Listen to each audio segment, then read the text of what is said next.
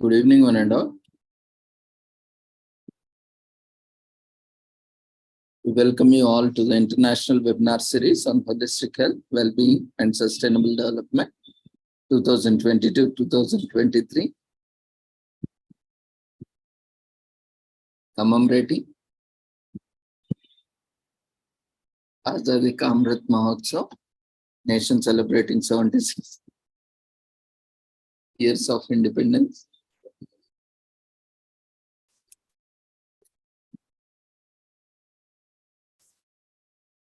Commemorating Azadi Ka Amrit Mahotsav, 76 years of Indian independence. India's G20 presidency and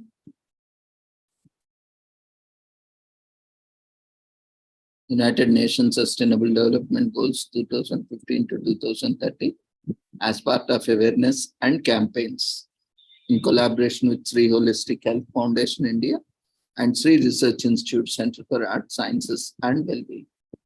Before we start our sessions, let's take the blessings of Almighty.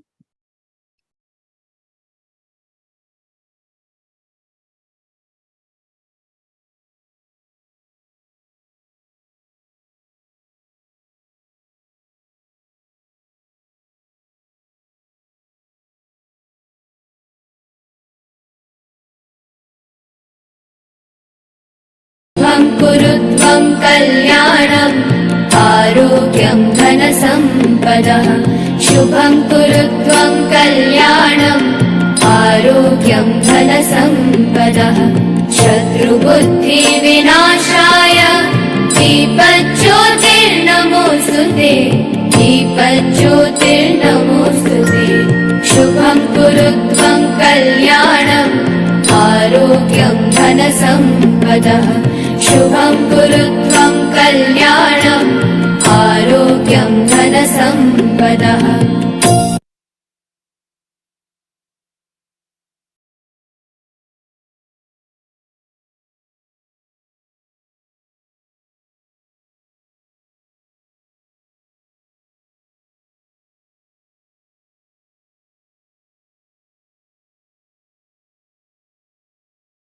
The blessings of Almighty, we shall continue with today's sessions. Today,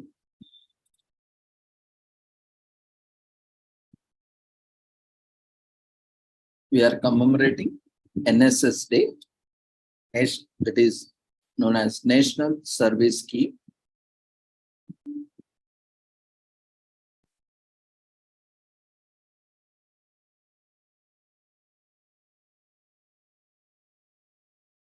Hope we all are aware, maybe most of us have been also part of NCC, NSS and similar programs in our schools, colleges. So today is such a wonderful occasion.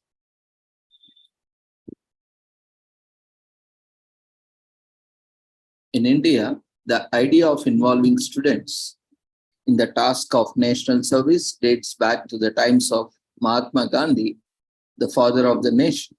The central theme, which he tried to impress upon his student audience time and again, was that they should always keep before them their social responsibility.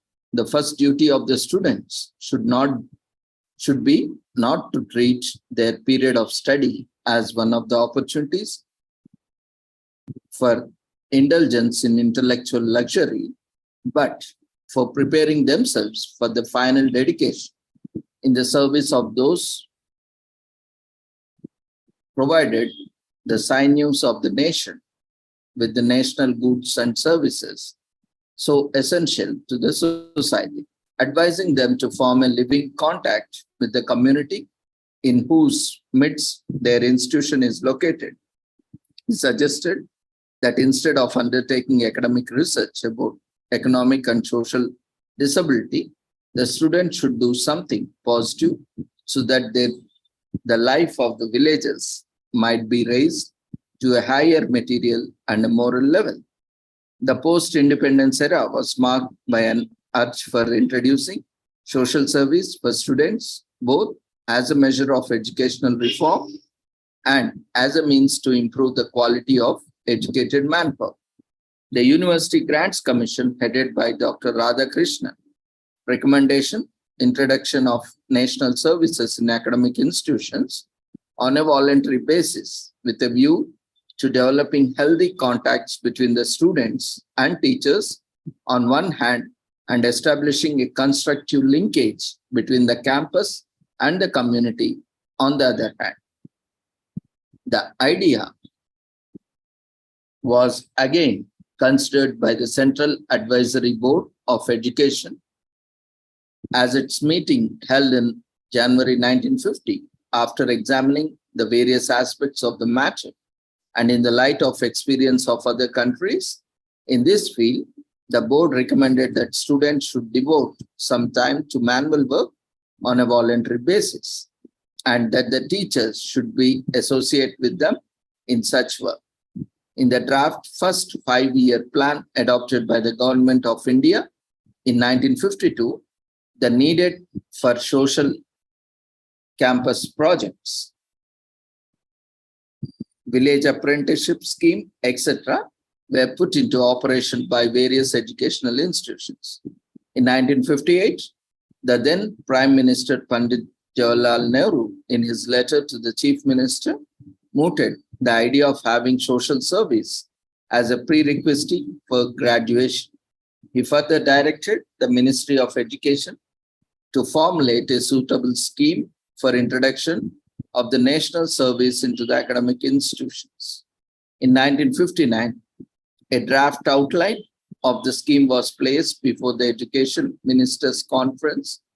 The conference was unanimous about the urgent need for trying out a workable scheme for national service. In the view of the fact that education, as it was imparted in schools and colleges, left something to be desired, and it was necessary to supplement it with programs which could arouse interest, the social and economic reconstruction of the country.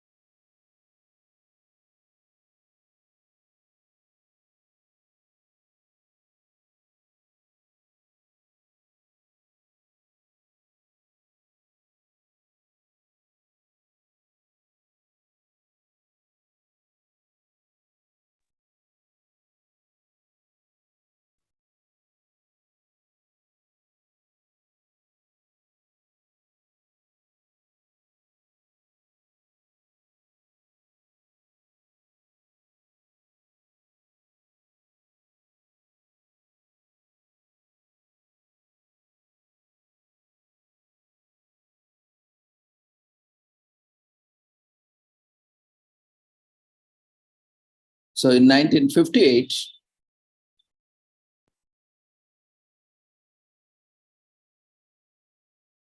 he further directed the Ministry of Education to formulate a suitable scheme for introduction of national service into the academic institutions. So in 1959, a draft outline of the scheme was placed before the Education Ministers' Conference. The conference was unanimous about the urgent need for trying out a workable scheme for national service. In view of the fact that education, as it was imparted in the schools and colleges, left something to be desired, and it was necessary to supplement it with programs which would arouse interest in the social and economic reconstruction of the country. It was viewed that if the objectives of the scheme were to realize, it was essential to integrate social service with educational process as early as possible. The conference suggested the appointment of committee to work out details of the proposed pilot project in pursuance of these recommendations. A National Service Committee was appointed under the chairmanship of Dr. C.D. Deshmukh on August 28, 1959, to make a concrete suggestions in this direction. The committee recommended that national service for a period of 9 months to a year may be made compulsory for all students completing high school education and intending to enroll themselves in a college or a university. The scheme was to introduce some military training, social service, manual labor, and general education. The recommendations of the committee could not be accepted because of its financial implications and difficulties in implementation. In 1960, at the instance of the Government of India, Professor K.G. Saiden and studied national service by students implemented in several countries of the world and submitted his report under the title National Service for the Youth to the government with a number of recommendations as to what could be done in India to develop a feasible scheme of social service by students. It was also recommended that social service camps should be open to the students as well as non-students within the prescribed age group for better interrelationship. The Education Commission, headed by Dr. D.S. Kothari, 1964 to 66, recommended that students at all stages of education should be associated with some form of social service. This was taken into account by the State Education Minister during their conference in April 1967 and then recommended that at the university stage, students could be permitted to join the National Cadet Corps, NCC, which was already in existence on a voluntary basis, and an alternative to this could be offered to them in the form of a program called National Service Scheme, NSS, promising sportsmen, however, should be exempted from both allowed and allowed to join another scheme called the National Sports Organization, NSO, in the view of the need to give priority to the development of sports and athletics. So the Vice Chancellor's Conference in September 1969 welcomed this recommendation and suggested that a special committee of Vice Chancellors could be set up to examine this question in detail. In the Statement of National Policy on Education of the Government of India, it was laid down that work experience and national service should be integral part of the education. In May 1969, a conference of the students' representatives of the universities and institutions of higher learning convened by the Ministry of Education and the University Grants Commission also unanimously declared that national service could be a powerful instrument for national integration. It could be used to introduce urban students to rural life. Projects of permanent value could also be undertaken as a symbol of the contribution of the student community to the progress and upliftment of the nation.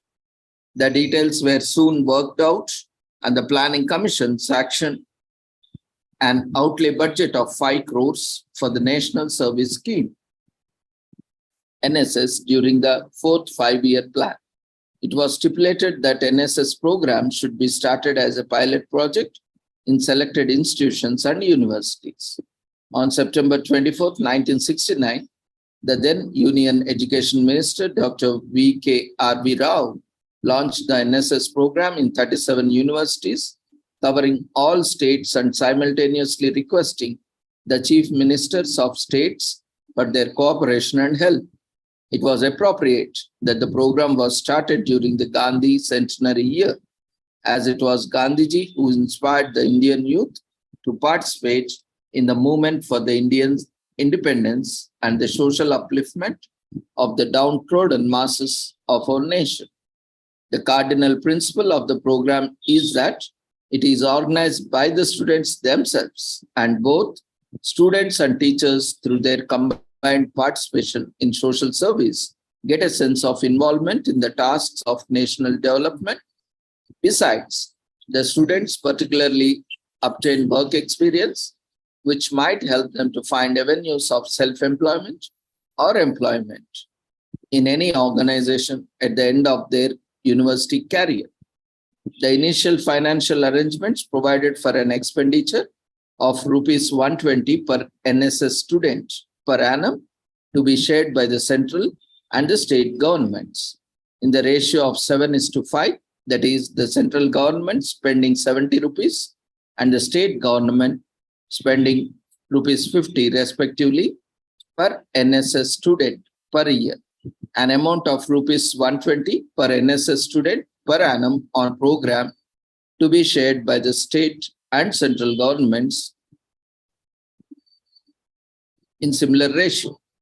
That is 70% by the by the central government and rupees 50 per student by the state governments. So now the NSS is a central sector scheme of Government of India, and to run its activities and programs in all states and union territories are fully funded by the central government. Keeping the inflation in view, the budget for special camping and regular activities are as follows. Regular activities, rupees 100 per volunteer per annum. Special camping program, rupees 100 per volunteer for 2 consecutive years. The scheme now extends to all the states, union territories, and universities in the country and covers councils of +2 level in the country and also in many states. Students, teachers, guardians, persons in authority in government, universities, and colleges, schools, and the people in general now realize the need and significance of NSS. It has aroused among the student youth an awareness of the realities of a life, a better understanding and appreciation of the problems of the people. NSS is thus a concrete attempt in making campus relevant to the needs of the community. There are several instances of excellent work and exemplary conduct of NSS units, which have earned them appreciation, respect, and confidence of the people. The special camping programs organized under the themes of Youth Against Famine 1973, Youth Against Dirt and Disease 1974-75, Youth for Eco-Development and Youth for Rural Reconstruction, Youth for National Development and Youth for Literacy 1985-93, Youth for National Integration and Communal Harmony 1993-95 have resulted in gains both to the community as well as to the students. The theme of the year 1995-96 onwards for special camping is Youth for Sustainable Development with focus on watershed management and water land management.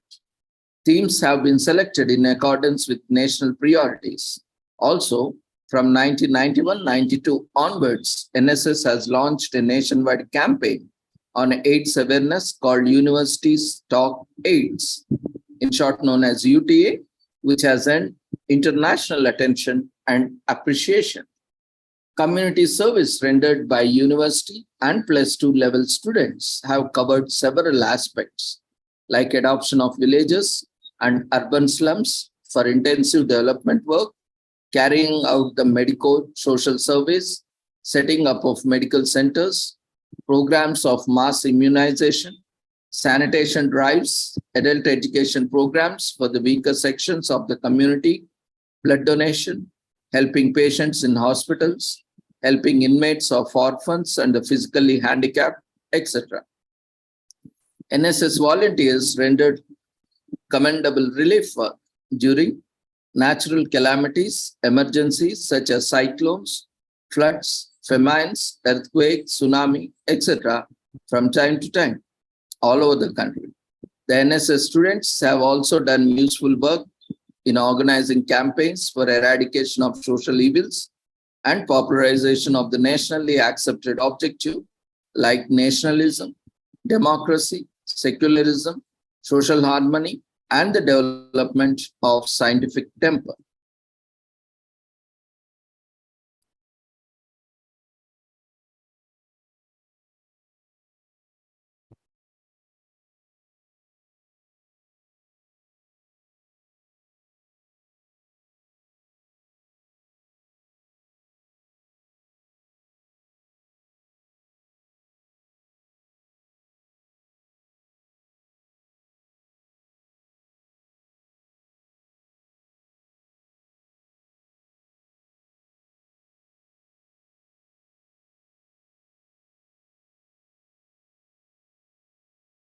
So the main objectives of National Service Scheme NSS are understand the community in which they work, understand themselves in relation to their community, identify the needs and problems of the community and involve them in problem solving, develop among themselves a sense of social and civic responsibility, utilize their knowledge in finding practical solutions to individual and community problems, develop competence required for group living and sharing of responsibilities, gain skills in mobilizing community participation, acquire leadership qualities and democratic attitudes, develop capacity to meet emergencies and natural disasters, and practice national integration and social harmony.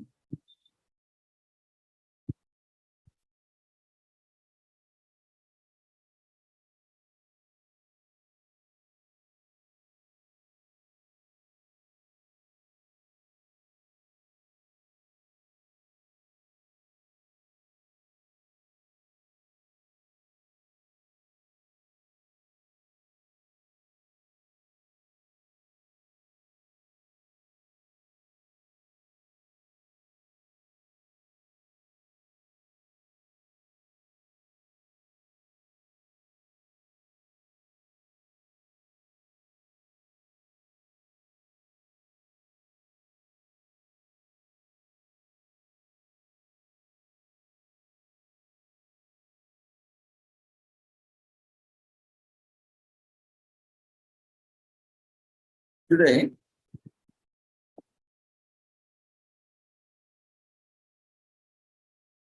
as part of NSS Day, various programs are organized along with various regular activities like NSS volunteers generally work in villages, slums, and voluntary agencies to complete 120 hours of regular activities during an academic year. As per the fundamental principles of National Service Scheme, a volunteer is expected to remain in constant touch with the community. Hence, it is of vital importance that a particular village slum is selected for implementation of NSS program. As the NSS volunteer is to live with the members of the community during the 7 days special camping program and learn from their experience during his or her tenure in the NSS. The village slum should be carefully selected for adoption by NSS unit. Adoption of a village and area is a very meaningful program in NSS.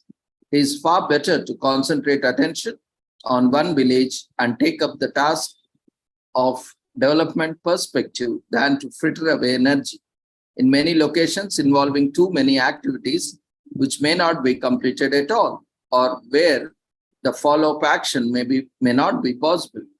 From this point of view, village adoption programs should ensure continuity of work via sustainable action, evaluation, and follow-up work. Contacting village area leaders as a first step in this program, it is necessary to establish contact with more than one village, which could help to select a village where leadership is well established. In other words, selecting a village with proper leadership is a very important, as the sustained follow-up action and evaluation is ensured in such places. To start with the NSS unit, you can take the help of the block authorities, district panchayat officers, district tribal welfare officer, district medical officer, extension officer of agriculture, irrigation and education departments for the selection of a village. It has to be noted that the selected village should be within the short distance from the college so that the constant contact can be easily made. Survey of the village area. Before drawing up the plan of action, it is absolutely necessary to conduct a comprehensive survey of few villages situated at a short distance from the college. The assistance from the teachers and students of agriculture, economics, commerce, geography, statistics, home science, social work, medicine, psychology, and education, etc., have to be sought for this purpose. Conducting socio-economic survey can be an interesting field activity which has direct bearing on the curriculum of economics, commerce, statistics, psychology, health education, and many more. The report of such a survey will provide an up-to-date information about the problems and the potentials of the village and help in program planning for village development.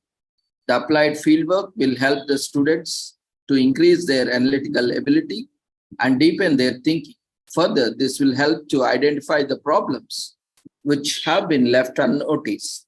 The survey work can be accomplished with the help of PRA exercises, participatory rural appraisal.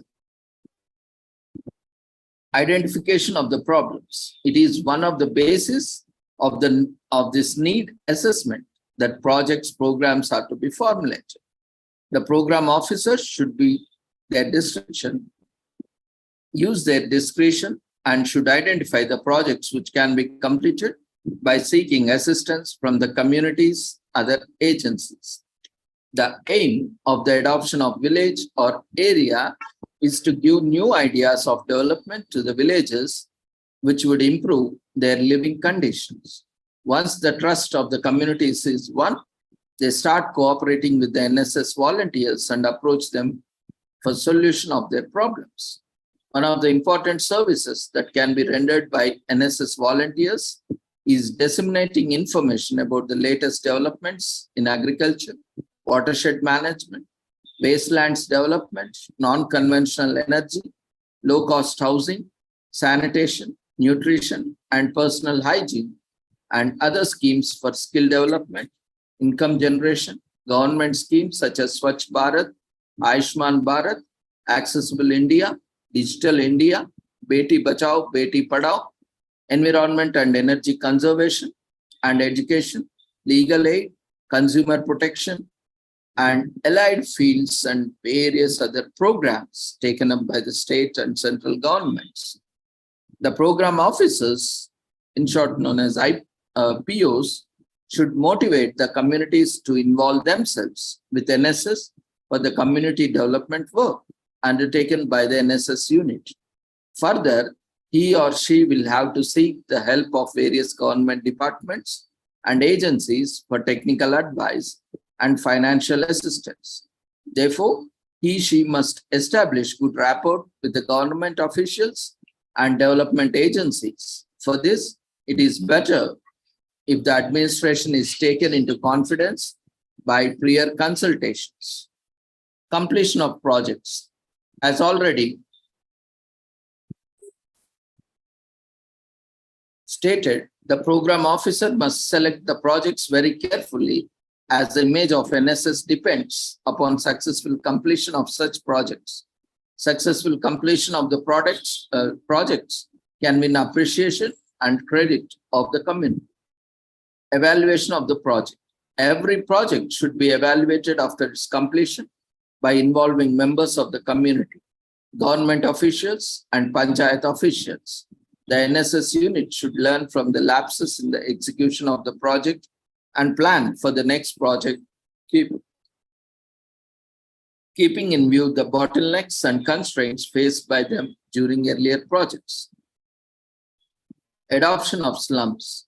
Most of the colleges and universities are usually located in the urban areas. Due to long distance between the college campus and the villages, the visits to the adopted villages by the NSS volunteers may become expensive and time-consuming. In view of this, it is desirable to adopt slums, especially by colleges located in the urban areas. Either you can adopt a village or slum, where colleges and institutions are located nearby villages. Villages can be adopted, where the institutions or universities located in urban areas can adopt a nearby slum or even a village, depending on the convenience of the students and also the community, because a constant social contact is necessary. So most of the colleges, as mentioned, live in the urban areas, located in the urban areas, and generally long distance between the college campus and the villages. The visits to the adopted villages by NSS volunteers may become expensive and time consuming. In the view of this, it is desirable to adopt slum, especially by colleges located in the urban areas. We have also seen practically, even in social work practice, field work, and even with NSS, NCC activities, and various where there are a lot of activities involved, especially when related to rural areas. There were lot of constraints, challenges, especially when it is very far away from the institution. So children also showed more interest when it was easily accessible, so that they can reach out whenever there is a need and whenever they have the opportunity to serve the communities. So it's always, highly recommended that institutions, wherever they are located, it's better always to find a nearby place, a nearby slum or a nearby village, or for that matter, any place or area where there is a considerable scope and potential for the development. So survey of the slums for urban areas. The adoption of a slum, there should be a composite survey team consisting of students drawn from faculties like arts, science, engineering, medicine, home science, and social work, etc. The selected areas should be compact, should be easily accessible for students. Areas with acute political conflicts may be avoided. Because at the end of the day, you need to show some outcome, not for others in the very first place, but at least you should feel that you should gain satisfaction of doing something to the community. So if there are a lot of issues in the conflict, or maybe conflicts, especially other conflicts are easy to manage, but when there are political conflicts, it becomes very difficult.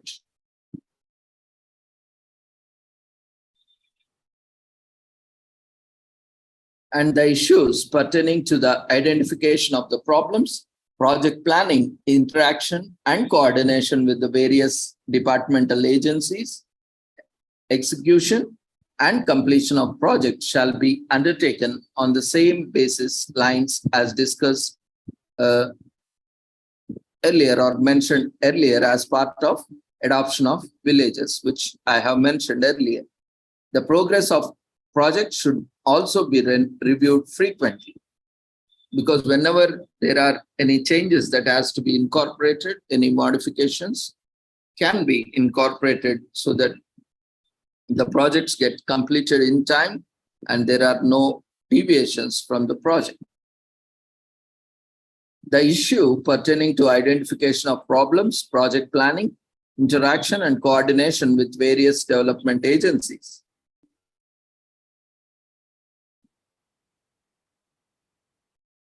Execution and completion of projects shall be undertaken on the same basis lines as discussed earlier in part of adoption of villages.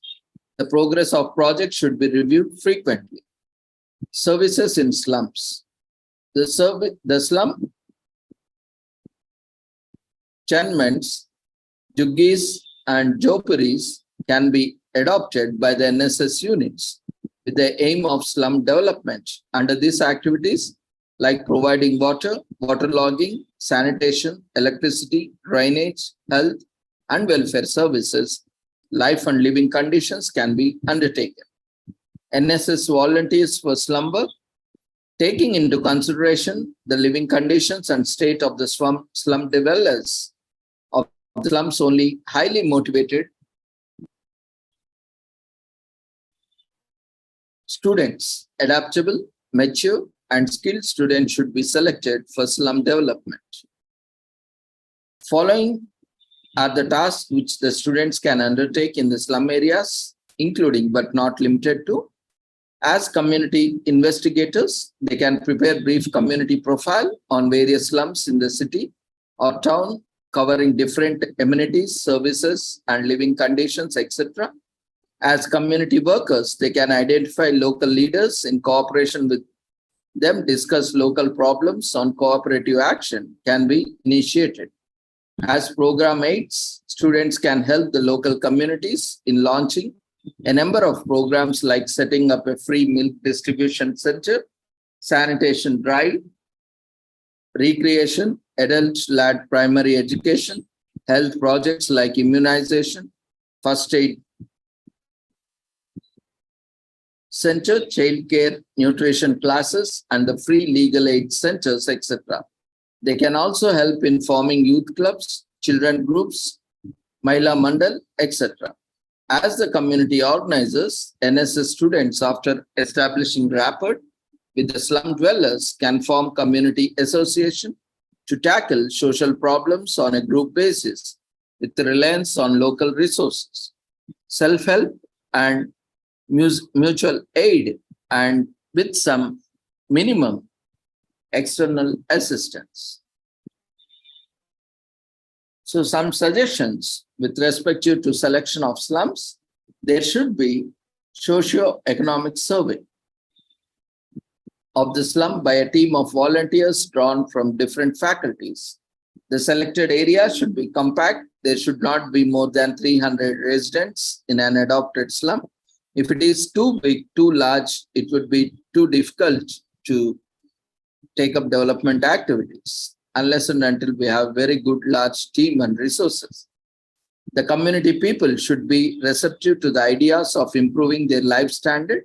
They should also be ready to coordinate and involved in the projects undertaken by the NSS for their upliftment. Many times we have seen, people are not interested. And many times the project, there is no response, or often there is very little response. And, the volunteers also get demotivated. Sometimes the time and resources get wasted, trying, and, no one is interested in it. Of course, there are various reasons for non-involvement, because again, it depends from community to community, because we have seen certain communities where they are least interested and least bothered because of the past. Things happen there. But everyone, by instinct, want to develop, want to live in a better society with better facilities. But there are certain elements in the community itself where they always wanted to, keep the community underdeveloped or, in their control, and always want to have an upper hand. So maybe that's why, apart from all these things, there are many unseen things in the community or the slums or areas where we need to be very careful. That's why, multidisciplinary faculty volunteers are required from various disciplines, especially from social work, psychology, medical sciences, and social sciences like sociology and others, so that everyone has their perspective of looking at, the demographics, geographics, and socio-political, cultural conditions, situations, privilege, their political, so that everyone, together can get a holistic perspective and then finalize as per the feasibility. And the areas where political conflicts are likely to arise should be avoided by the NSS units, especially, whenever there are certain political conflicts. Nothing goes here or there, and there are a lot of, tug of war between groups, and, nothing productive or prospective happens. And there is a lot of stress on the volunteers, and, sometimes there are a lot of conflicts. So it's always better to avoid such, because we are not full-time there. And, we need to manage the academics as well as the community work.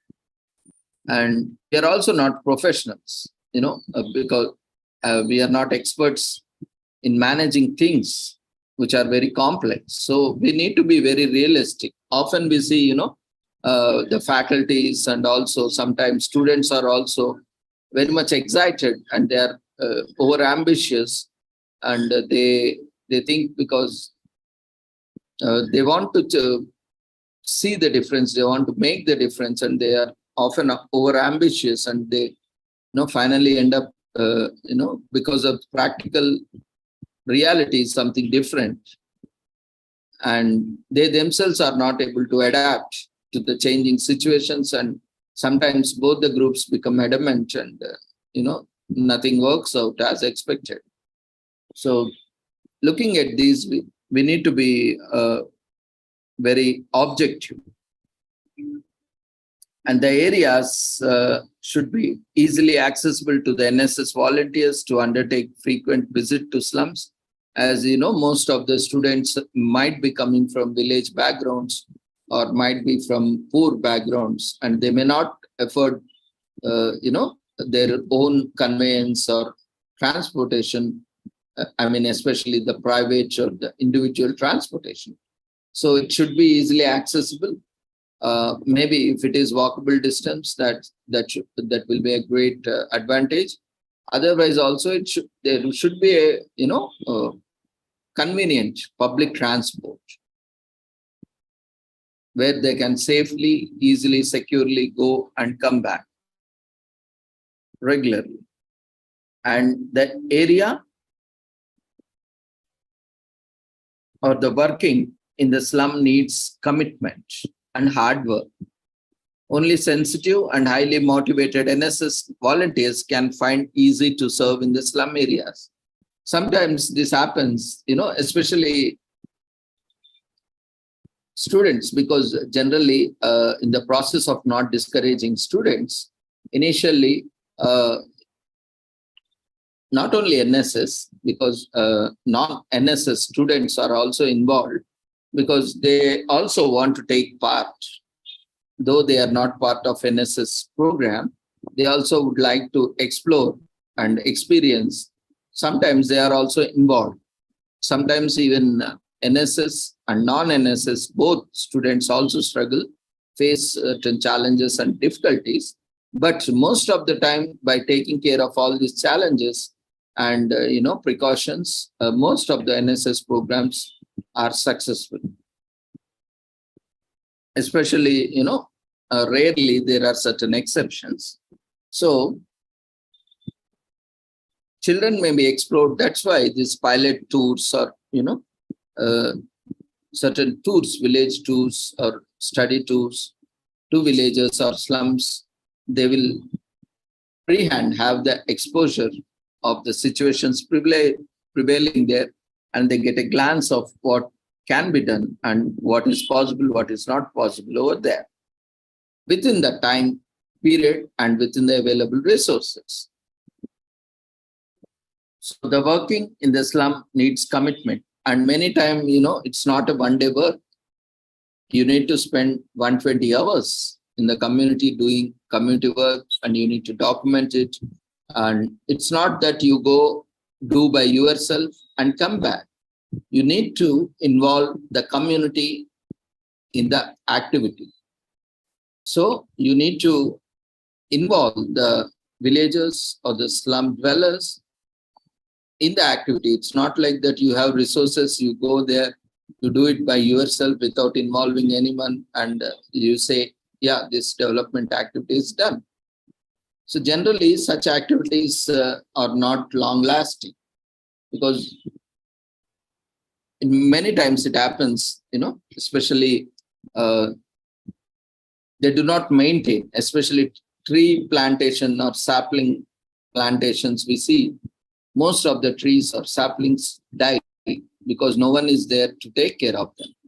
So such things should be avoided. That's why involvement of local people are very much essential, because they take the ownership, they take the commitment, and they maintain, they protect, they conserve the developmental activities, they promote, because they own them, and it's easy for us also.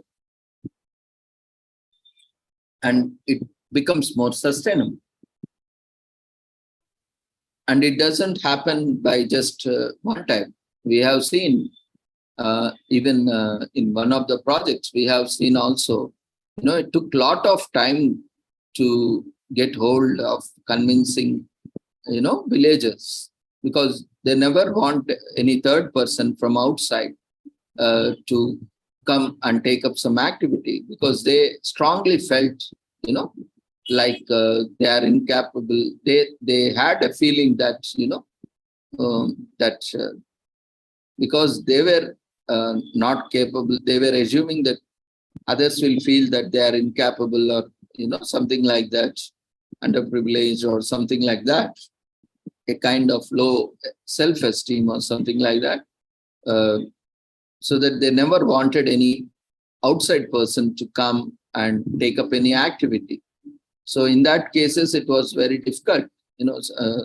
Often we see, sometimes many of us approach like as if we are going to bring a change. It's only because of us, but that's a very wrong perspective. Uh, it is for them. So they should be part of the change, and they are the ones who are going to start the change and, see the change and keep the change for themselves. So we should involve them and they should own them. That's why it's very important for their involvement. Unless and until they take ownership and they start doing by themselves, no matter what you do. Often we also have seen certain projects where, everything the entire team has done, with zero involvement or almost zero involvement by the locals, because, every time they had discussion, there was a lot of disagreements on what to do, how much to do, when to do. So all these things were there, but it was necessary. And, they wanted, okay, let them do whatever they want to do. We'll see, like kind of mindset. And things didn't, things happened. What were the projects planned were happened. But it was like all by themselves, by the NSS units. But no one involved, no one helped, like they just did not create any issue. That is the greatest help sometimes, that happens in the community. They just leave the unit to do their work without interrupting them. That is also very important, so that they could do something there, what they have planned. But finally, the locals are the ones who are going to use and maintain it. We cannot be there forever. So that is why involvement is very much necessary.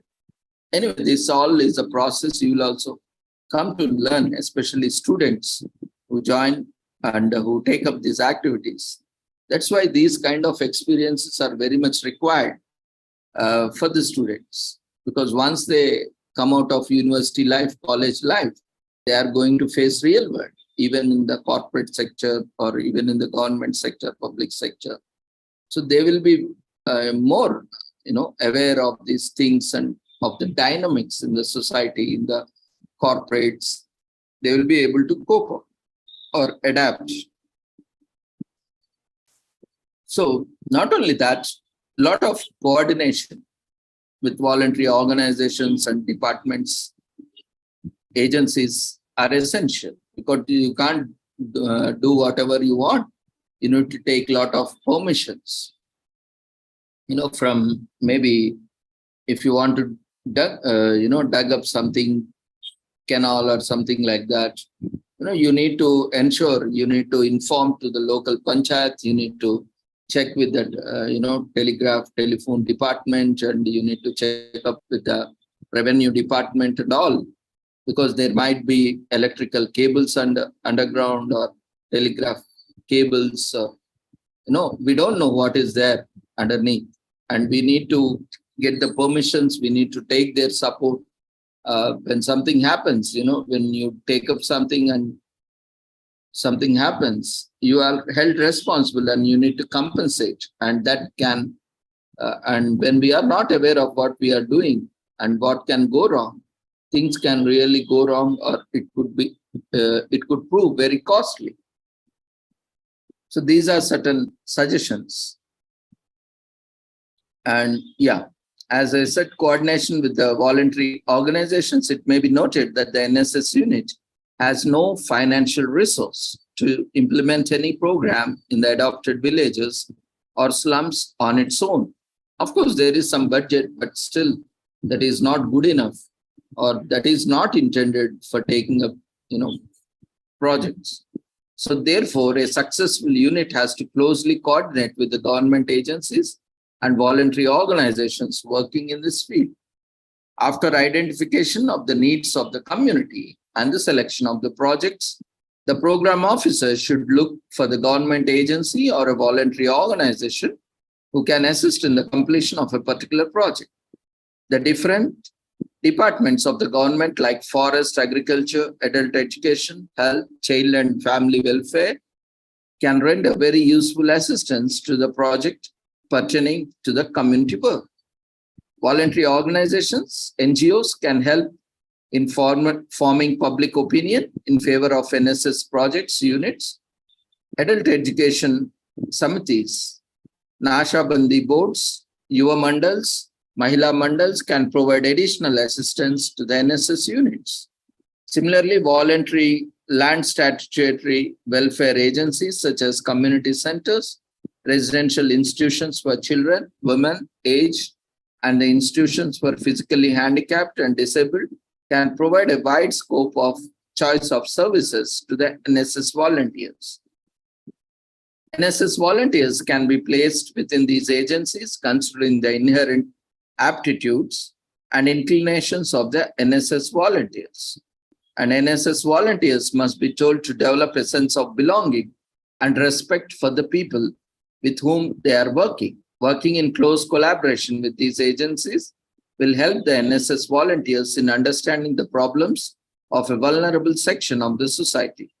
The work opportunities in the welfare institutions may be enumerated as adoption of welfare institution and helping the inmates and staff by arranging outings, fund collection drives, reading and writing letters for those who are unable to do so, propagation of the message of the Swachhta, digital literacy, renewable energy, and so on, working for the improvement of physical environment, program of non-formal education and general literacy classes, organization of economic development activities, establishment of hobby centers, assisting in rehabilitation work of the disabled, destitutes, etc. In addition, NSS units and welfare agencies can take up joint community development projects and other programs of community welfare land awareness depending on the local needs. So the NSS program officer should also plan activities in adopted village or slum in such a way that the leisure time of the NSS volunteers can be utilized in the services of adopted village or slum. Weekend visits to the adopted areas provide suitable opportunities to live with the community and know their problems and make an earnest effort to do something for them. Similarly, effort should be made to follow up the work done in the areas earlier. Such sustained efforts will flower into friendship between NSS unit and the community. These activities can be arranged through one-day camps and frequent visits under regular activities.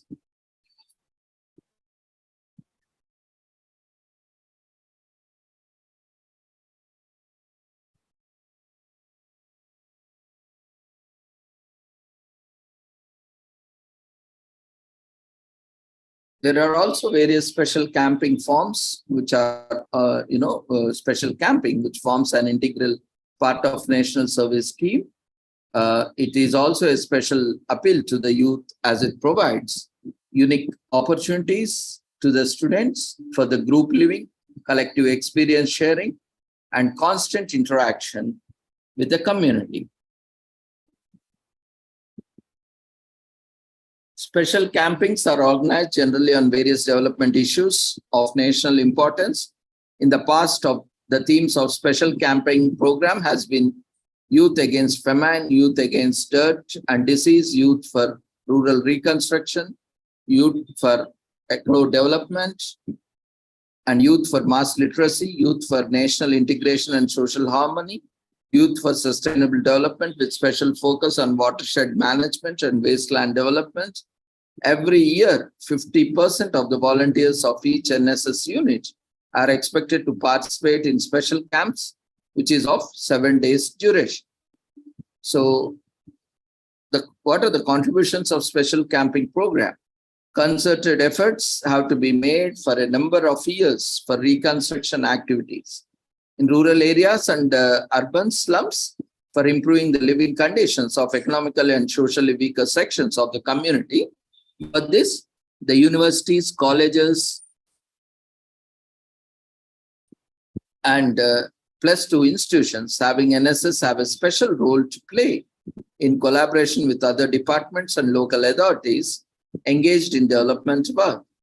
They adopt a village or group of villages, urban slums for intensive social development, where special camps are to be organized by them year after year to create tangible and durable community assets. This is not a one-time affair. Every year, every batch, the new batches, new students keep joining NSS and doing a lot of work. So, having cordial relations with the communities also help us to take a long-term development projects, and we can see and make them more sustainable.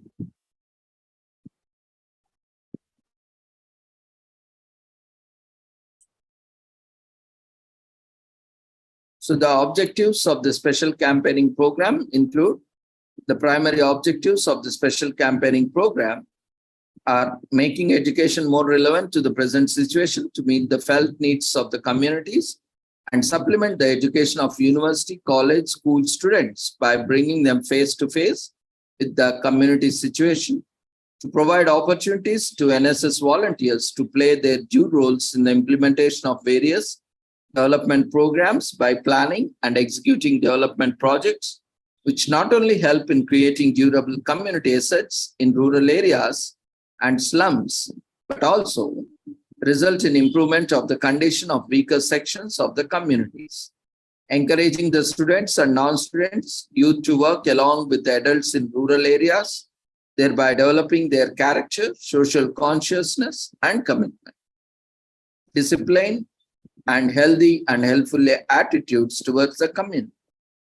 Building up potential youth leaders by exploring the latent potential among the campus, both students as well as the local, rural, as well as urban youth, with a view to involve them more intimately in the development projects for longer periods. The local leadership generated during the camps would also be useful in ensuring proper maintenance of the assets created as a result of the camps, emphasizing the dignity of labor and self-help and the need for combining physical work and intellectual pursuits, and encouraging youth to participate enthusiastically in the process of national development and promote national integration through democratic living and cooperative action. So, suggested list of activities during regular as well as special camping include to bring youth face to face with the community and make efforts to improve their life. The NSS volunteers are to devote about 80 hours in regular activities for the development of the adopted village. Special campaign has to be conceived as an opportunity to live with that community for 7 days and experience conditions and problems of the people. The NSS volunteers need to be inspired to take initiatives for the improvement of the condition. Although the focus of special camps change periodically and regular programs are organized in response to the community needs at the micro level, some broad areas of activities are enumerated as below, like environment enrichment and conservation, where as there would be a main theme for the special camping program, activities aimed at environment enrichment would be organized under the sub-theme of Youth for Better Environment. The activities under the sub-theme would inter alia include plantation of trees, their preservation and upkeep. Each NSS unit should plant and protect at least 1,000 saplings.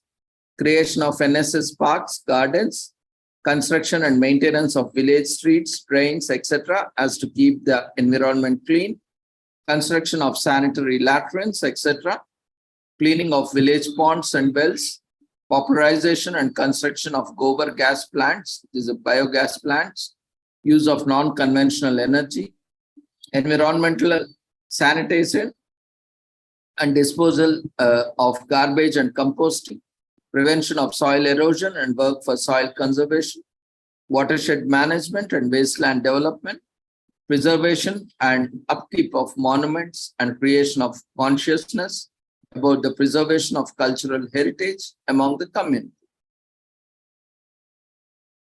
Health, family welfare and nutrition program includes program of mass immunization, working with people in nutritional programs with the help of home science and medical college students, provision of safe and clean drinking water, integrated child development programs, health education, HIV AIDS awareness and preliminary health care, health education, AIDS awareness, population education and family welfare program, lifestyle education centers and counseling centers.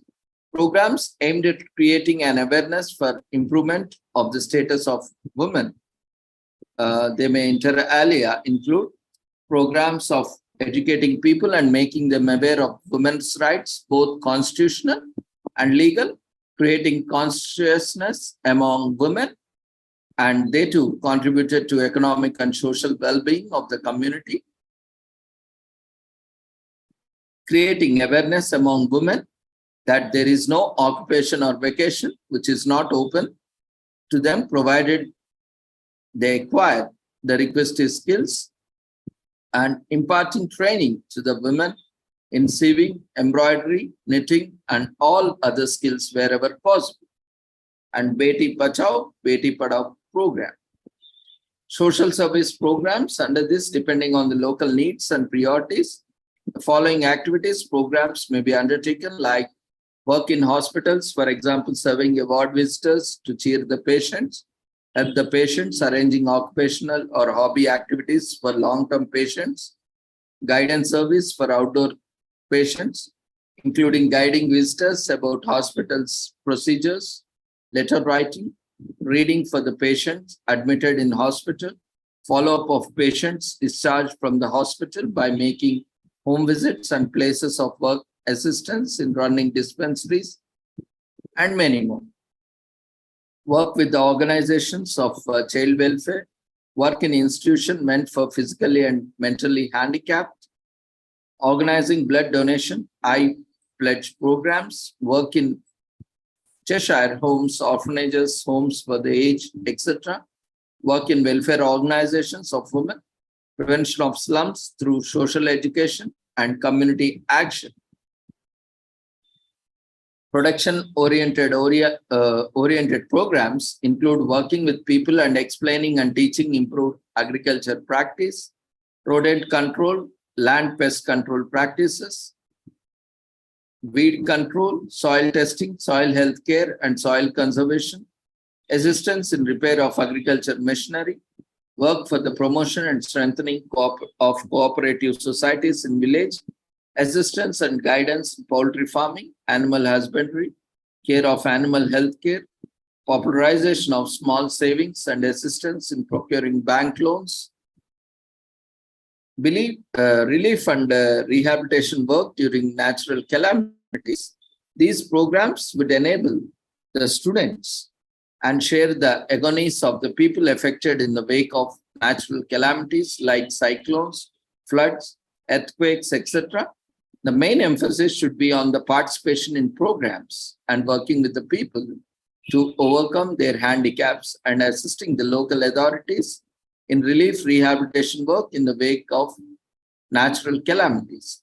The NSS students can be involved in assisting the authorities in the distribution of rations, medicine, clothes, etc., assisting the health authorities in inculation and immunization, supply of medicines, etc., working with the local people in reconstruction of their huts, clearing of wells, building roads, etc., assisting and working with local authorities in relief and rescue operations, collection of clothes and other materials, and sending the same to the affected areas. Educational and recreations activities include adult education, short duration programs, preschool education program, program of continuing education and school dropouts, remedial coaching of students from weaker sections, walking crutches, participatory cultural and recreational programs for the community, including the use of mass media for instruction and recreation, programs of community singing, dancing, etc. Organization of youth clubs, rural land indigenous sports.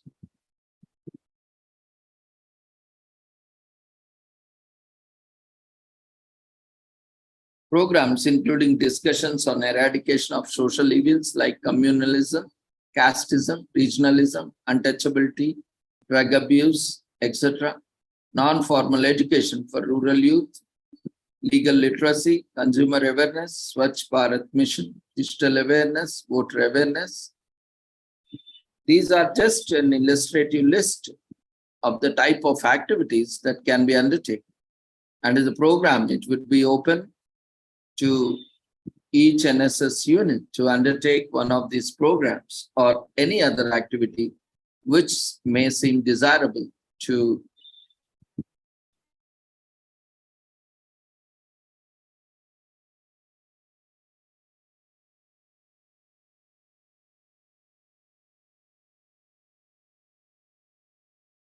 So the NSS unit should aim at the integrated development of the area selected for its operation, which could be a village or a slum. It has to be ensured that at least a part of the program does involve manual work. So with this, we shall conclude the commemoration of NSS.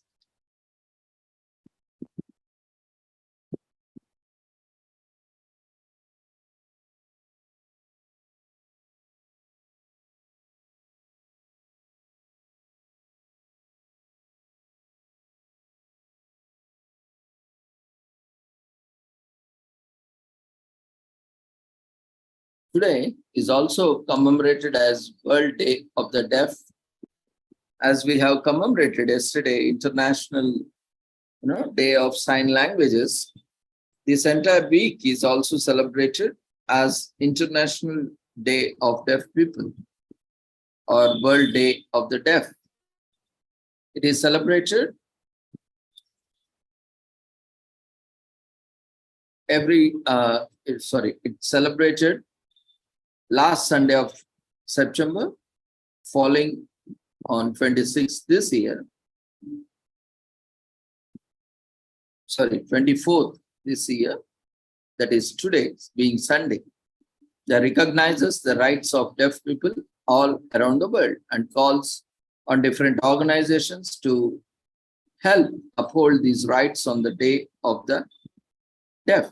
Awareness is raised about the challenges of deaf people. It also highlights the importance of sign language, not only for deaf people, but for all purposes. Because we also need to understand what they're communicating. So it's not just for the deaf or dumb, it's for everyone. So World Day of Deaf was initiated by 1958 by the World Federation of the Deaf,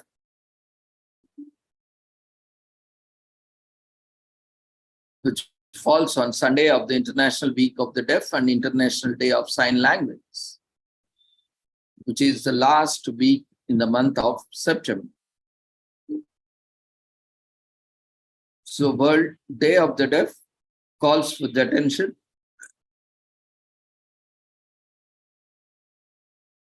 of governments, non-governmental organizations, philanthropists, and general society to support the community of deaf people. It features the achievements of deaf people all around the world. Many people to understand the remarkable works of people who are deaf. It also creates awareness about the challenges faced by deaf people and highlights the importance of sign language for the general public. World Day of the Deaf is also recognized every last Sunday of September in order to help deaf people and their communities find a safe space in society at large. Though this initiative, many people have become interested in deaf people fit into society better. Also, it helps to create awareness about hearing loss.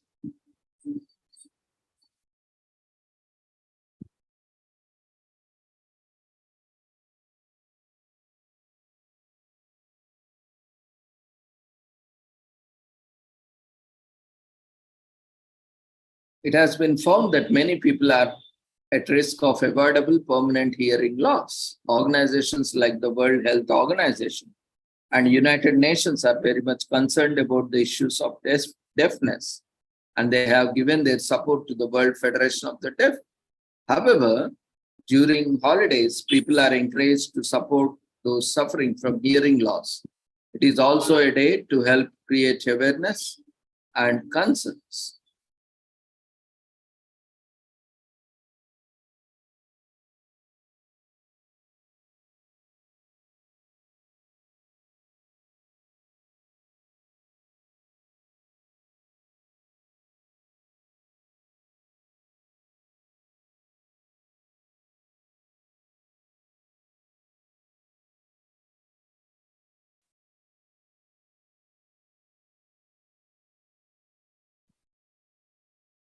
'Today is also commemorated as World Rivers Day, which is also commemorated on 4th Sunday of September. It's time for us to reflect on the significance of rivers on September 24th. The best way to celebrate these earthly lifelines by reducing water pollution. And although this can't be done in one day, we can start by raising awareness about the ways to restore our rivers to pristine form. About 65% of the United States drinking water comes from rivers. Rivers provide us with the ability to generate electricity, water crops, and have potable water. And that's why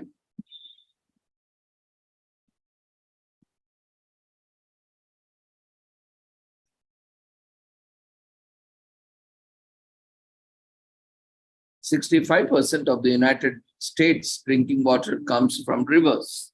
Rivers provide us the ability to generate electricity, water crops, and have potable water. That's why prosperous cities like Amsterdam, Bangkok, and Berlin were established near the rivers.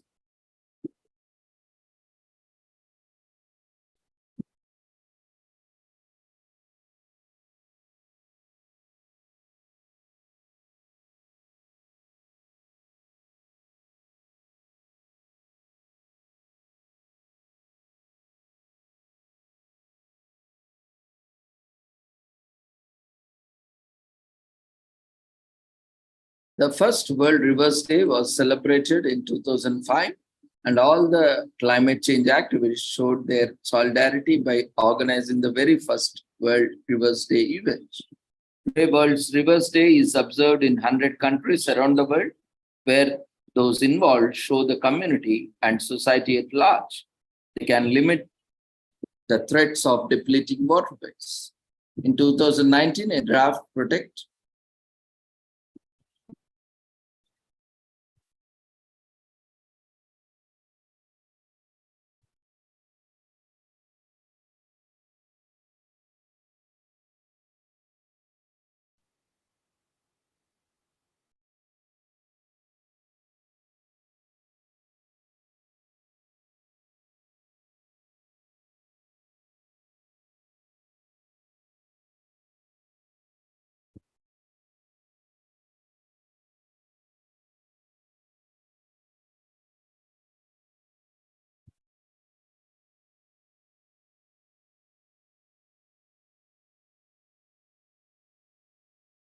11 countries share the water resources of the river Nile in Africa, and entire length of the river is whooping 4,132 miles, the longest river in the world.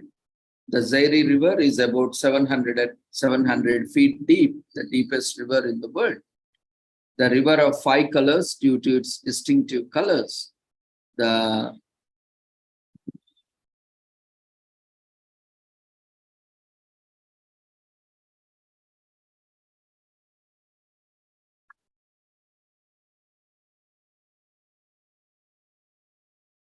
Due to its distinct colors, the Cano Cristales is also known as the river of the colors.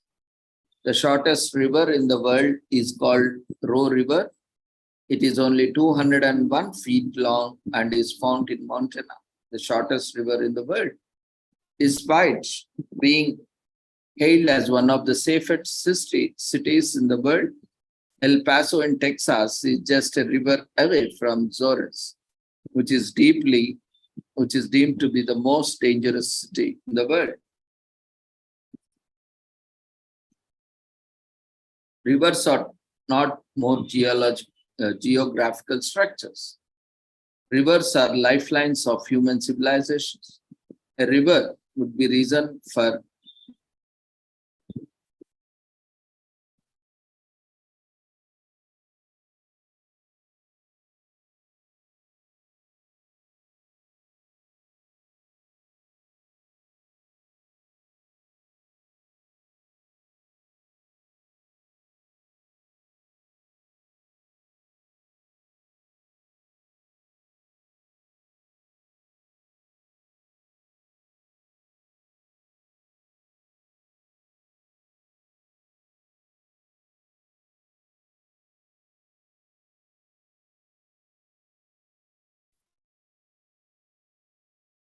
and also it helps in conservation efforts from the air we breathe to the water we drink. We often take these luxuries for granted.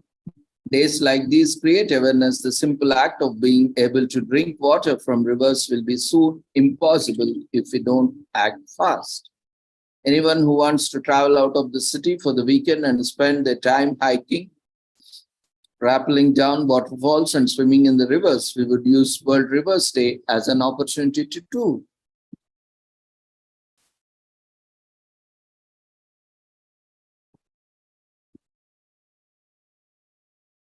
There are approximately 165 major rivers in the world. With over 36 rivers, Russia has the most rivers in the world.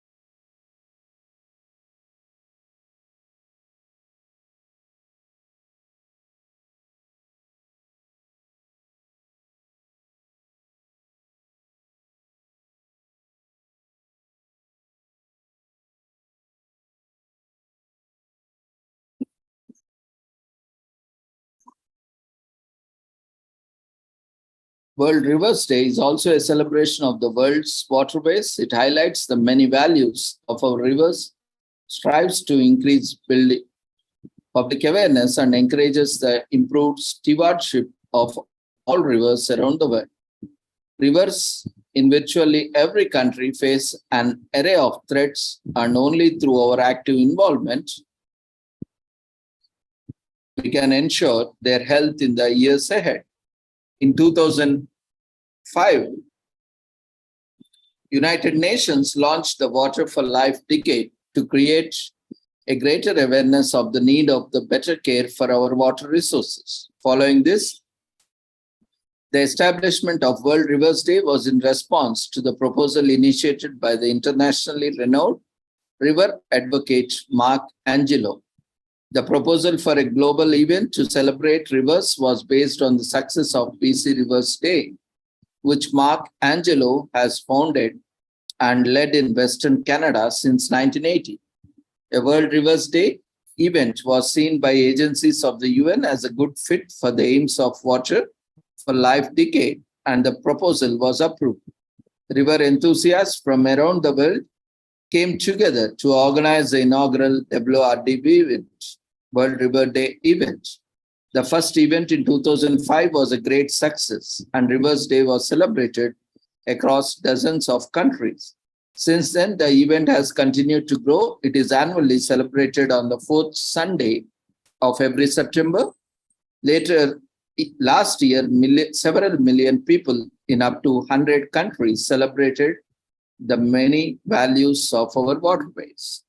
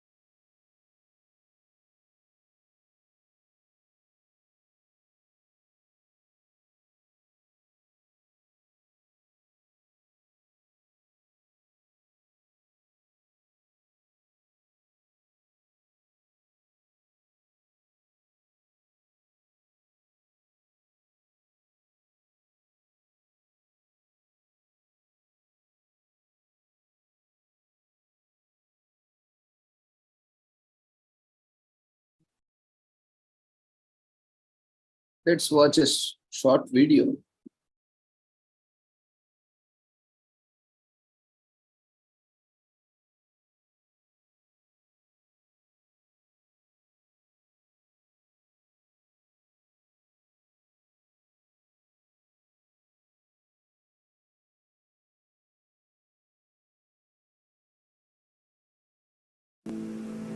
I've always been captivated by moving water. Ever since I was a boy, I've been drawn to rivers. I just found something magical about them. They had this incredible mix of power and grace and vitality.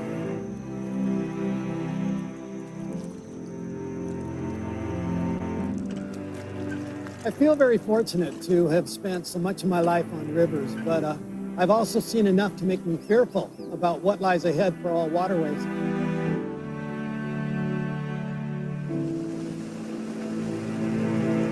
There is a joke in China. They say that you can predict the it color for the season by looking at the color of the river.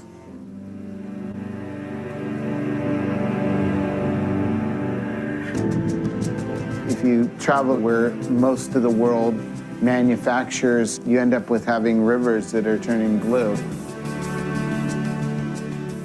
In the last 40, 50 years, we've seen massive industrialisation, and that's been done with a full acknowledgement of what that will do to the environment. If you see how people are living there, they have lost their sensory adaptation. They can't smell anymore. You don't learn the details because at the end of the day, it's not a selling point. You as a consumer, you have the right to ask the brand that you're wearing where that jean came from. If you have two jeans, one is damaging the planet, the other one not, and the price is the same, no one will choose the wrong one. I mean, there's no excuse. I think all corporations have to be accountable for their environmental practices, and no one has a right to damage or destroy a river.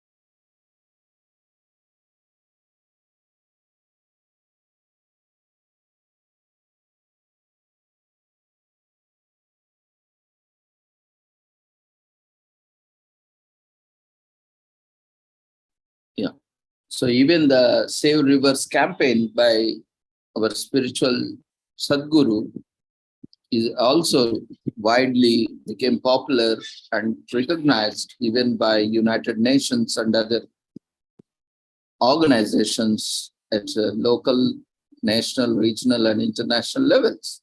Because without water, we cannot survive.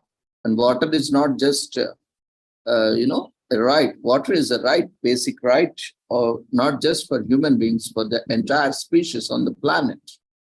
So it's a high time we realize, as you have seen in the video, every luxury you demand, every trend, every fashion you demand involves the destruction of the nature, environment, and the planet.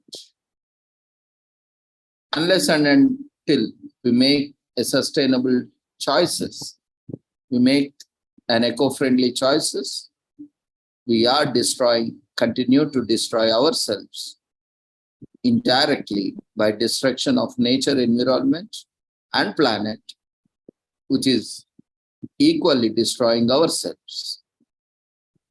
So with this, we shall end the commemoration for this World River Day. We are also commemorating today as World Bollywood Day. Bollywood is a famous dance form used in Indian films and is revered throughout the Desi world. A mixture of numerous styles, including belly dancing, Kathak, Indian folk, Western popular, modern jazz. The dance moves goes hand in hand with commercial artistic framework of the South Asian film world, not to mention at Desi Shadis weddings. So everybody has probably seen some form of Bollywood dance in their lifetimes, but it's hard to pin down what it actually is. However, those Desi dance moves are always recognizable, and Bollywood dance and movies have a long and rich cultural history in South Asia. Bollywood, as a term in strict sense, refers to the Hindi culture, art, and film industry from Bombay. The other film centers of South Asia are often referred by their own designators. For example, old Pakistani movie industry is termed as Lollywood after Lahore, one of the capitals of Pakistan, and Tollywood for Andhra Pradesh, and the then Andhra Pradesh now includes both Andhra Pradesh and Telangana.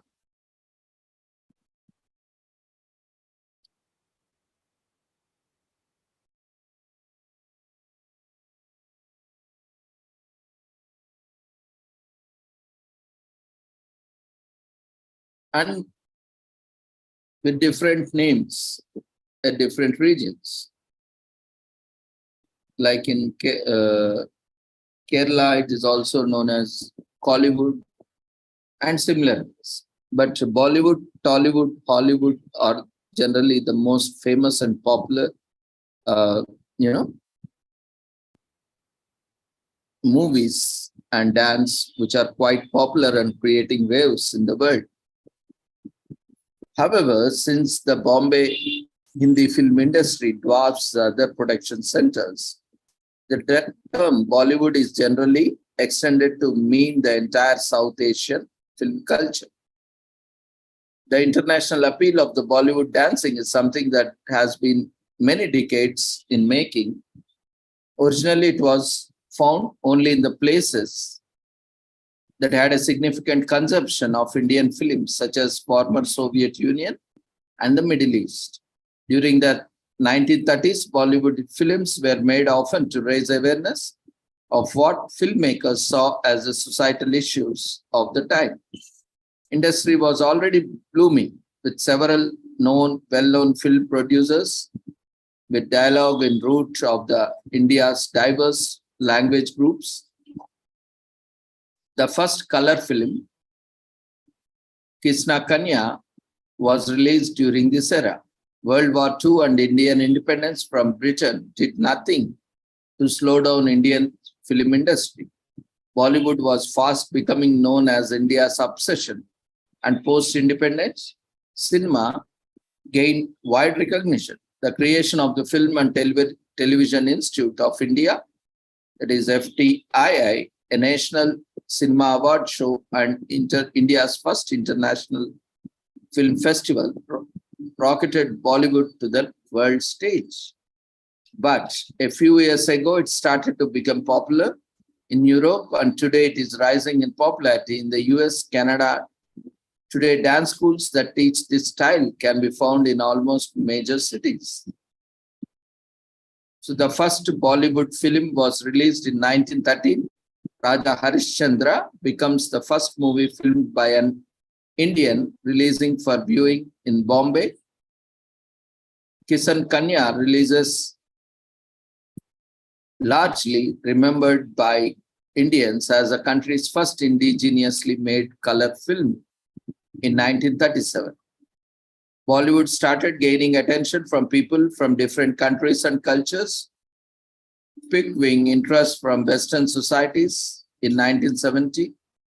Bollywood from 1990s and onwards is coined as New Bollywood due to its re-established atmosphere of movies and dance that mimic trends from Western society.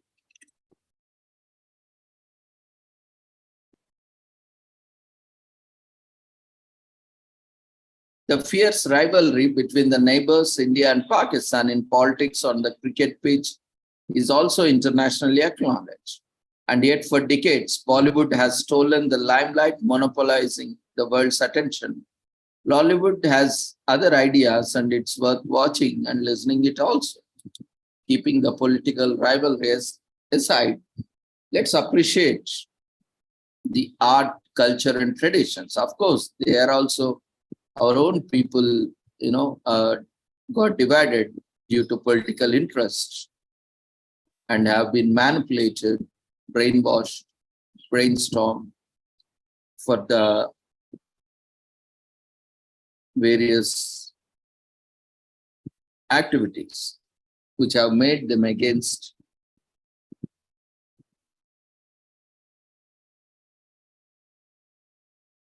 Bollywood films are popular because they blend a variety of themes. Additionally, one of the reasons why Bollywood has been known in the entertainment industry throughout the world is because there are many Indian or Desi immigrants globally sharing their rich culture.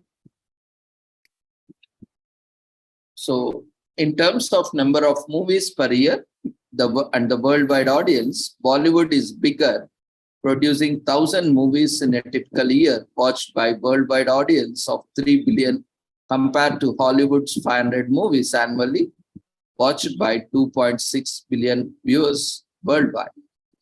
In that context, we can say Bollywood is bigger than Hollywood. But when we look at other statistics, like, the kind of income it generates, Hollywood still stands to be bigger.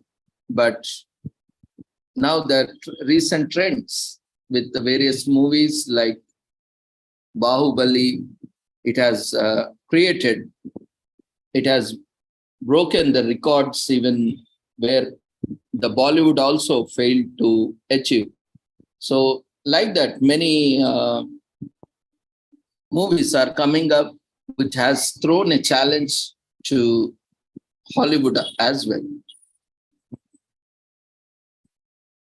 But still, in terms of movies, in terms of diversity, we stand, Tollywood or Bollywood, or for that matter, is much bigger. But in terms of figures, in terms of collection, in terms of income, it still needs to catch up. So now, when we are talking about this celebration, now when we hear the word Bollywood, it's all about the rich, colorful Desi dance and film culture. Now watch, people are literally crazy about Bollywood, and we can see why. In case you haven't noticed, there are a lot of Bollywood and Tollywood films available on OTG platforms. So you can watch now. There is no restriction like earlier. So on this weekend, you can enjoy. And Bollywood dancing is also both fun and a great way to exercise, show off to your Desi friends by looking up some easy beginner steps on YouTube and practice a few hours.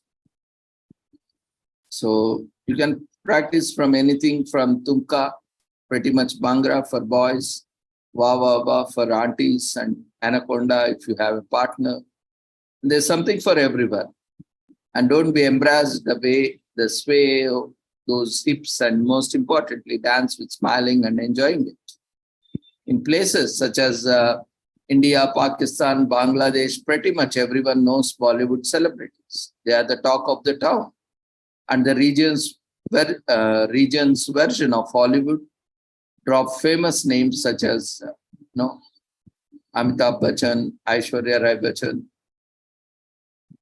and Tiger Shroff, Ranveer Singh, Deepika Padukone, Madhuri Dixit, and the list goes on.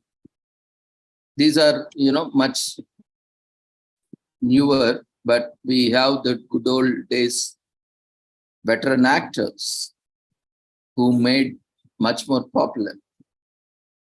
And during Bollywood dances, mythological tales have been frequently told, and performers will usually use hand gestures and other symbols to tell a cultural story.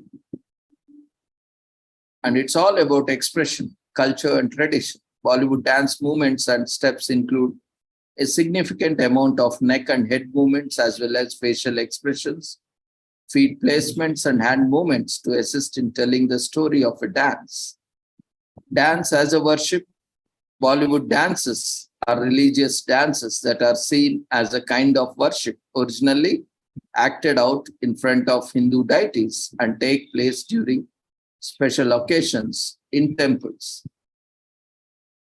Of course, that tradition is now no longer being carried, unfortunately. Nowadays, all drinking and dancing, what they are dancing, whether it is called a dance also, we are not able to, a kind of a drastic change. We don't know whether it's for destruction or it's for something for a better. But now we don't see that kind of traditional, or at least that kind of tradition that is still being followed. And Bollywood costumes. Dance costumes are essential to competing Bollywood dance routines and rhythms, which include a lot of beautiful, heavy jewelry. Traditionally, dancers are commonly seen wearing belts around the ankles, which must be in sync with the music. And before the conclusion of the 1980s, Bollywood dance scenes for films were shot in Lucius Green region of Kashmir. But as a result of political unrest, these dances are now filmed in other areas and also even other countries. So this Kashmir lost a lot because of, the so-called neighbors. And thanks to the present government, somehow, Kashmir is now part of the development, and, people are getting opportunities.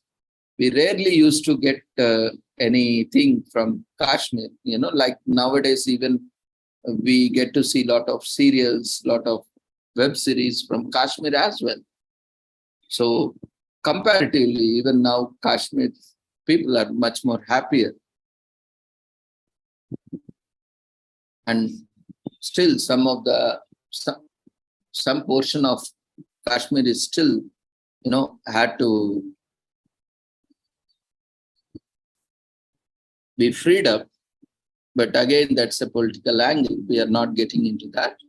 But at least if that portion also becomes available to the industry, to the public openly, then it would it would be the greatest asset for the film industry, tourism industry, and also for the rich culture and heritage over there.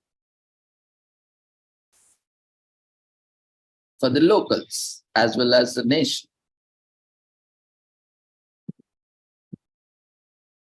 So with this, we shall conclude today's Bollywood Day commemoration. And today is also commemorated as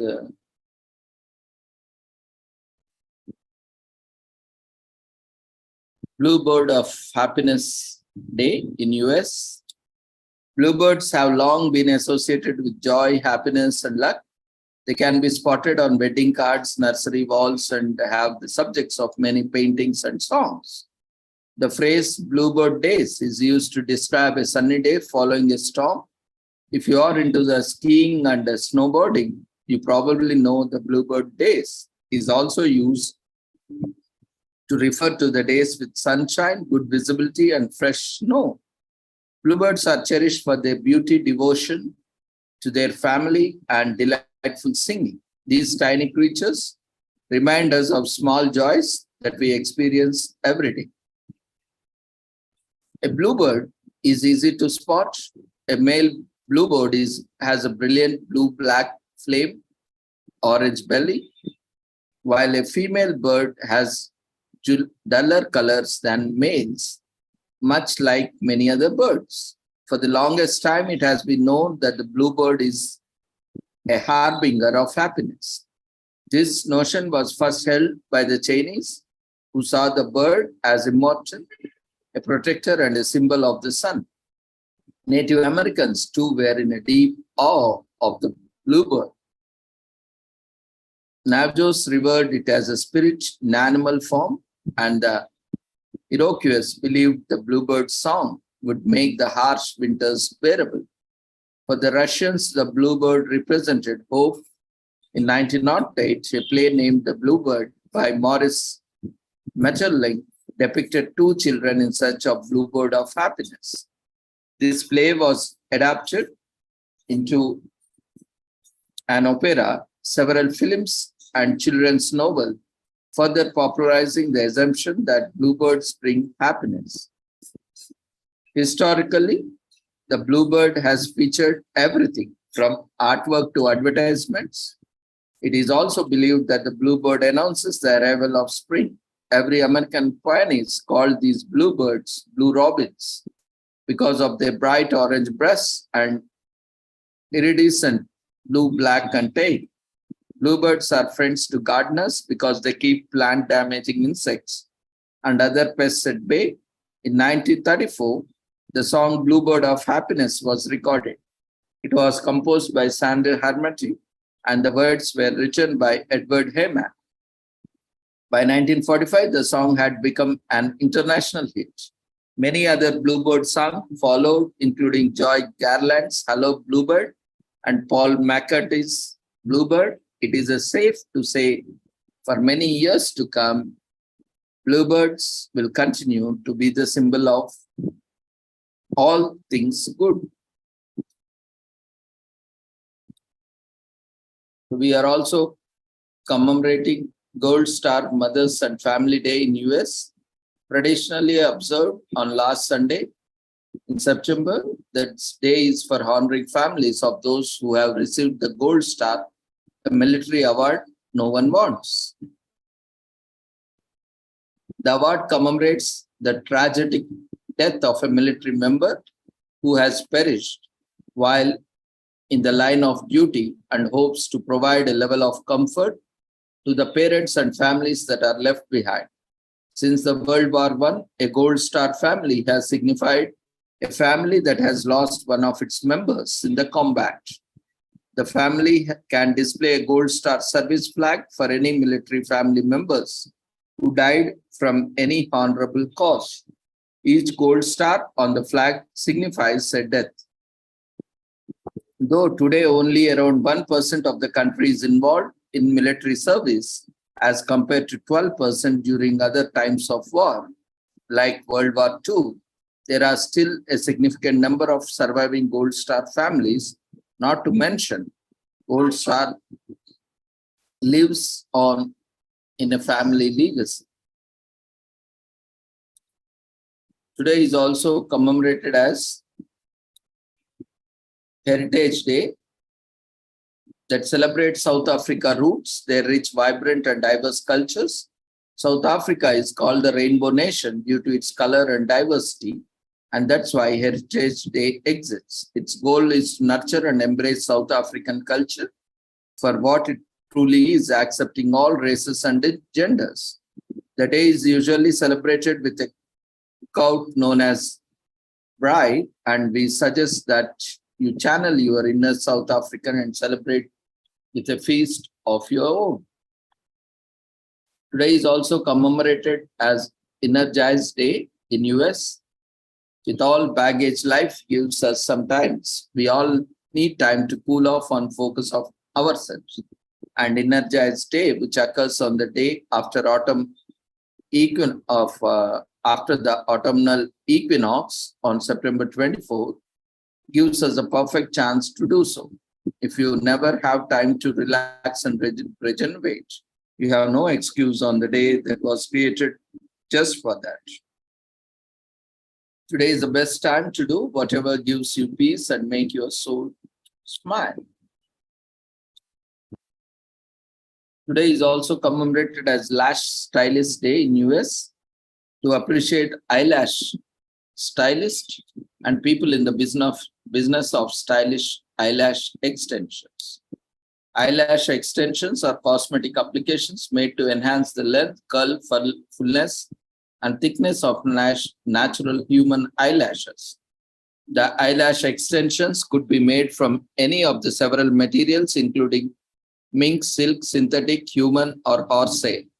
The main method of application of these extensions is the use of cyanoacrylate adhesive to apply the extensions to the natural lash, a couple of millimeters from the base to the natural eyelash without making contact with the eyelid. Today is also commemorated as National Horchata Day in US to raise awareness on this delicious beverage and also to honor its rich Hispanic history. It is a name given to an array of refreshing Mexican drinks made up of white rice soaked in water, flavored with cinnamon, almonds, tiger nuts, or a little sugar. All ingredients are usually ground up together in a blender until it is a semi-liquid consistency. Eventually, the mixture is saved to remove the solid granule to leave a rice and smoothie milky consistency. There are different variations of the recipe. Some people prefer it with milk and some people like to add flavors such as vanilla or coconut. Overall, it's a healthy, full of vitamins and supplements and vegetarian drink.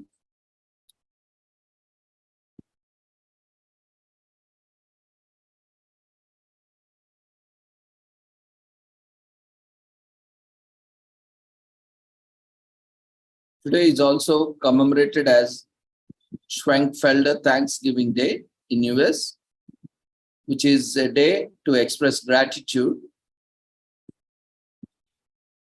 This is more of a Christian event, religious event. So today is also commemorated as National Punctuation Day in US. From the lowly comma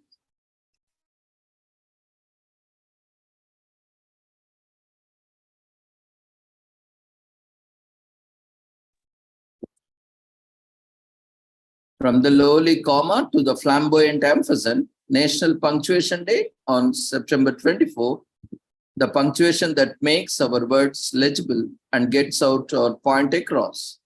Let's eat grandma or let's eat grandma. There's a difference, no? It all depends on the punctuation. It's clear that the punctuation saves lives. And we can quote many such examples. Though you might not have consciously considered punctuation since elementary school, you likely use it every day. Every year, the creator of the holiday sets a punctuation challenge, and punctuation quizzes and games can be found all over the country. Today is also commemorated as National Cherries Jubilee Day in US. Celebrates a unique dessert that deserves more love. Cherries Jubilee is a dish that involves cherries.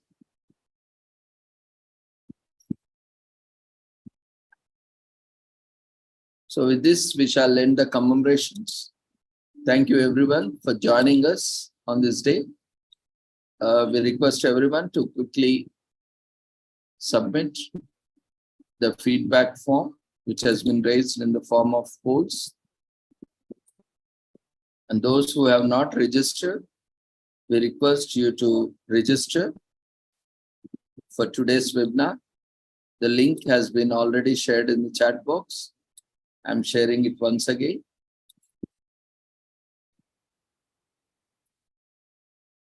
You can keep the link open in your browser. Then you can immediately start filling up the feedback form.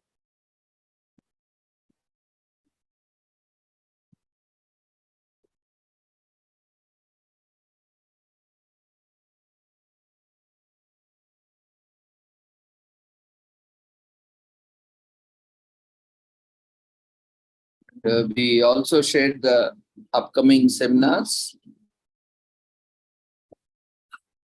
on our social media platforms.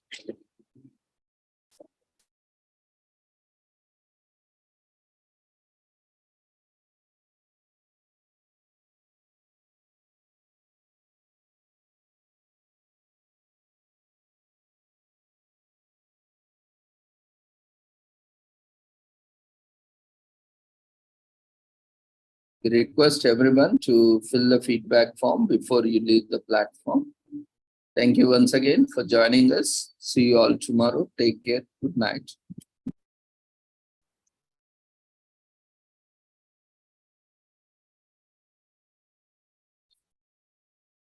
And the 23rd seminar certificates will be available in some time. You can download it from the website. Make sure you are registering for every event you are attending and providing feedback to be eligible for the certificate. Thank you.